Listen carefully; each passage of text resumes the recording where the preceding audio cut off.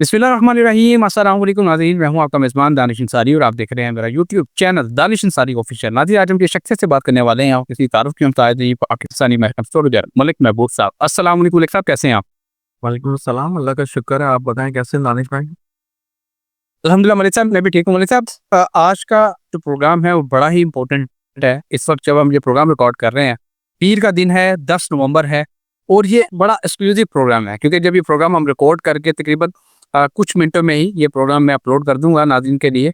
वो ये है, ये एक्सक्लूसिव प्रोग्राम इस वजह से है कि इंडिया में आज इस वक्त से तकरीबन 1 डेढ़ घंटे पहले ये वाक़या पेश आया है धमाके का, जिसमें बताया जा रहा है कि दर्जनों अफराद जो हैं वो ज़ख्मी भी हुए हैं और उनकी डेथ भी हो गई है। बड़ा अफ़सोसनाक वाक़या है, इसकी ज़ाहिर है मज़म्मत सी करनी चाहिए, इस तरह के कोई भी वाक़यात होते हैं।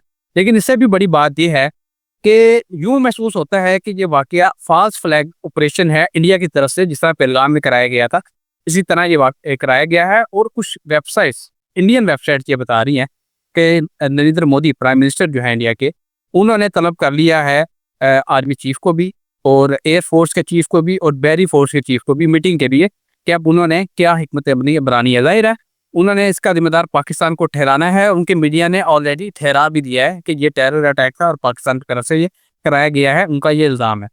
सर, आपने प्रेडिक्शन की थी 7, 8, 10, 11 और 12, 15 तक आपने बताया था कि ये डेट्स जो आप बता रहे हैं ये बड़ी इंपॉर्टेंट है, इसमें कोई वाक़या पेश आ सकता है इंडिया या अफगानिस्तान की तरफ से।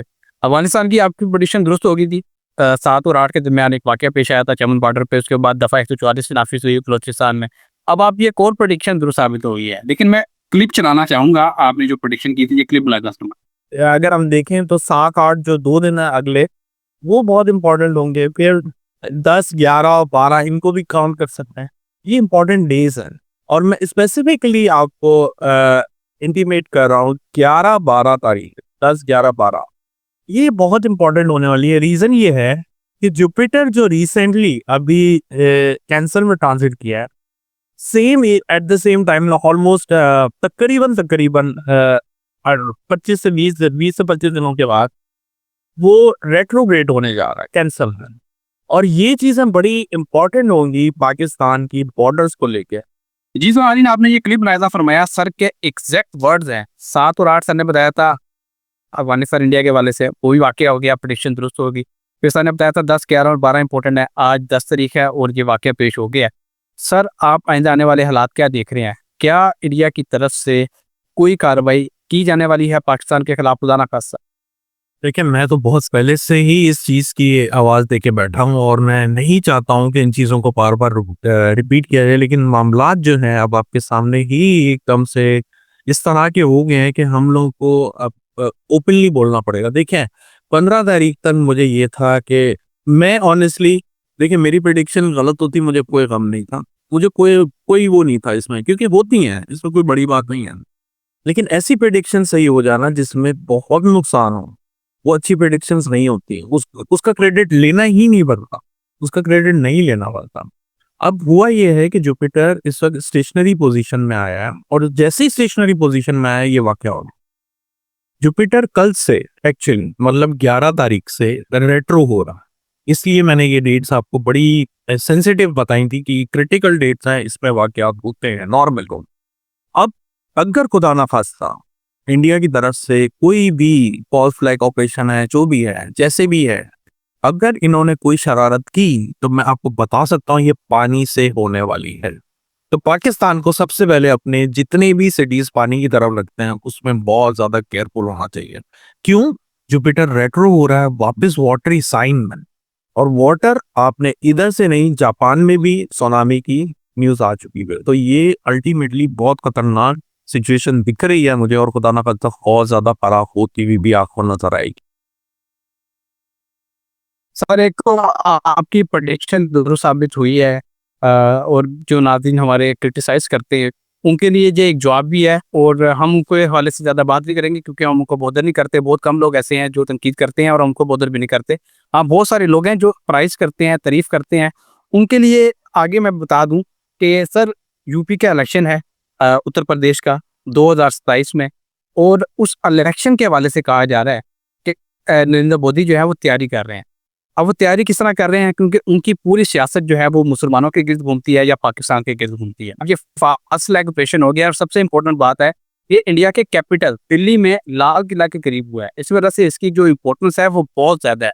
इसका मतलब ये है कि इंडिया की तरफ से कोई कार्रवाई हो सकती है, आप बता रहे हैं कोई ऐसा काम हो सकता है, और समंदर की तरफ से हो सकता है। सर, हमें ये भी बता दें कि वो कौन से ऐसे इलाके हैं, ज़ाहिर है वो समंदर के नज़दीक ही होंगे, लेकिन आप ये भी बता दें कि स्पेसिफिकली जहाँ के लोगों को अपने आप को मेंटली तौर पे प्रिपेयर रखना चाहिए। क्योंकि लास्ट टाइम जब वार हुई थी तब भी मैंने आपसे यही क्वेश्चन किया था, आपने कुछ इलाके नोट डाउन करवाए थे, और वाकई उन्हीं इलाकों में ज़्यादा नुकसान हुआ था। तो कैनी वो इलाके बता दें आप। देखिए, इस दफा जो है ना साउथ अभी एक्टिव है, साउथ की तरफ से प्रॉब्लम आएगी। साउथ जो है सिंध और बलूचिस्तान लगता है, ये इलाकों में मैं आपको बता सकता हूँ। और ज़्यादा से ज़्यादा ईस्ट, साउथ ईस्ट, और ये आपका बॉटम जो बनता है बलूचिस्तान और सिंध, ये वो इलाके हैं जो बड़े इंपॉर्टेंट हैं। ओके सर, एक और इम्पोर्टेंट बात है, जिस वक्त ये वाकया पेश आया है इंडिया में, आज से 1-2 घंटे पहले जब हम ये वीडियो रिकॉर्ड कर रहे हैं, आज उससे 9 घंटे पहले 3,000 किलोग्राम एक्सप्लोसिव मवाद जो है वो इंडिया में एक इलाके से पकड़ा गया था, और उसके फ़ौरन बाद ये वाकया पेश आ गया। आप क्या देख रहे हैं, क्या ये मज़ीद वाकयात भी इस तरह के फास्ट ट्रैक ऑपरेशन जो हैं, कि वो मज़ीद भी इंडिया में हो सकते हैं, ताकि वहाँ ज़ाहिर है वहाँ पे उनका मकसद ये होता है कि लोगों को ट्रिगर किया जाए ताकि लोग गवर्नमेंट को सपोर्ट करें और गवर्नमेंट को ये अटैक करें। क्या आप इस तरह के मज़ीद वाकयात भी इंडिया में देख रहे हैं?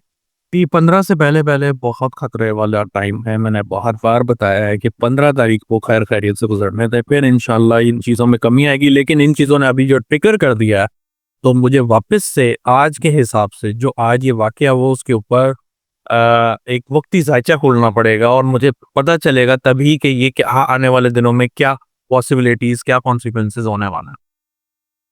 Okay sir. सर, हम इस जंग की ही बात कर रहे हैं, तो मैं बड़ा इंपॉर्टेंट क्वेश्चन है पाकिस्तान के हवाले से।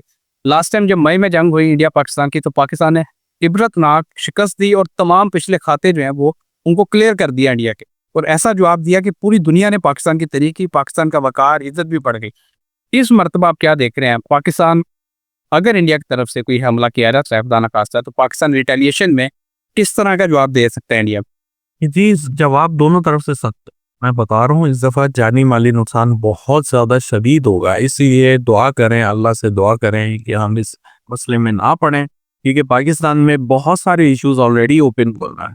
और जैसे मैंने आपको बार बार कहा है, 2026 जो है कुदरती आफात का साल है, पाकिस्तान को संभलने का मौका नहीं मिलेगा खुदा ना खास्ता अगर ये जंग हो गई। ओके सर, लास्ट क्वेश्चन करूंगा, उसको प्रोग्राम को वाइंड अप कर देंगे। बहुत इंपॉर्टेंट क्वेश्चन है। इस वक्त जब ये सूरत हाल इंडिया में बनी है, पाकिस्तान मगरिब से जो है अफगानिस्तान के साथ मुतारिब है, मसाइल चल रहे हैं बहुत ज़्यादा, और जो हमारे डिफेंस मिनिस्टर हैं ख्वाजा आसिफ, उन्होंने कहा है कि हम इस्तांबुल से खाली हाथ वापस लौटे हैं। और आज ही जिस वक्त हम ये प्रोग्राम रिकॉर्ड कर रहे हैं, जो तुर्की के वज़ीर आज़म है, उन्होंने एक टीम तश्कील दी है जो कि वज़रा पे मुश्तमिल है, वो पाकिस्तान भेजा जा रहा है, जो कि पाकिस्तान से और अफगानिस्तान से जो डेडलॉक है मुज़ाकरात में, उनको हल कराने की कोशिश करेंगे। जबकि ईरान के सदर ने भी कह दिया है कि मैं ये मुज़ाकरात हल करवा दूंगा। लेकिन सर, आप क्या देख रहे हैं कि इस वक्त हमें ऐसा दिखाई दे रहा है कि अफगानिस्तान को फुल सपोर्ट हासिल है इंडिया की। क्या मशरिक और मगरिब से, जैसे आपने लास्ट टाइम भी बताया था, खुदा न खास्ता बैक्स वक्त कोई ऐसा काम हो सकता है जो पाकिस्तान के लिए खुदा न खास्ता नुकसान का बायस बन सकता है? अल्लाह ना करे, अल्लाह ना करे, लेकिन आसार नजर आ रहा है। अनफॉर्चुनेटली आसार नजर आ रहा है। मैं इसीलिए बार बार पहले दिन से बोलता आ रहा हूँ, 15 नवंबर तक अगर हम सरवाइव कर गए इजी, तो फिर इंशाल्लाह ये खतरा टल जाएगा। लेकिन अब के जो हालात हैं, अल्लाह रहम करे, अल्लाह करे, मुझसे होते हैं, मुझसे हो भी जाते हैं, अल्लाह करे मैं गलत हूँ, और इंशाल्लाह हम इस टाइम से निकल जाए।